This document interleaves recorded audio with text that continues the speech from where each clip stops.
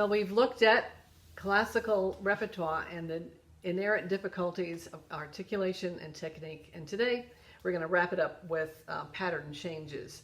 This happens more frequently in classical literature than any other style. Baroque literature tends to have a constant rhythmic figure. 16th notes over 8th notes, or 8th notes over quarter notes, and it doesn't change much. Now, of course, accepted are, fantasies or toccatas or something, but in the inventions and the preludes that we teach so much, we don't see a lot of that. The classical repertoire, though, changes quite a bit, and we just have to be ready to keep the tempo constant. Even in this very simple sonatina, we have a problem here, potential problem. How many times have you heard it this way?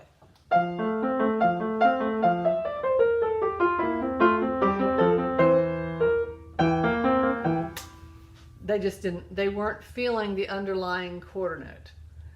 So what do you do? What do you do to get them to link it together? I think we need to establish the tempo, figure out what tempo works, and then ta the rhythm, however you want to count 1 and 2 in, or ta-ta, or ta-ti-ti-ta, or however you count, or huckleberry pie, however you want to count. Ta ta ta ta ta ta ta ta ta ta ta ta ta ta ta ta. I can't help but move, and I really think that's a key too, especially if there continues to be a problem. If you just vocalize some kind of counting method and that doesn't work, then they need to feel it. And one way to do it, we don't really want those. This is 2/4. We don't really want beats 1 and 2 to be equal, even here. Although we're working on note values, but still we want, if we can get it, the hierarchic structure of the measure. So 1 is stronger than 2.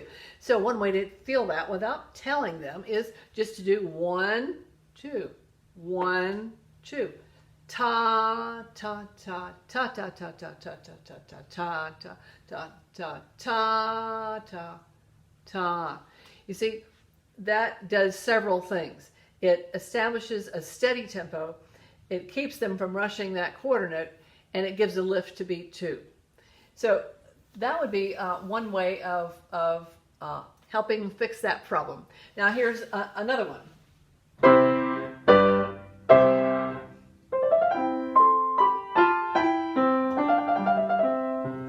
So you have quarter notes, quarter note, a rest, and then 30-second notes, and then 8th notes. So, this is not very difficult. I mean, it's a sonatina, but that is, if they cannot handle that, they can't play this sonatina. So I would apply the same methods there.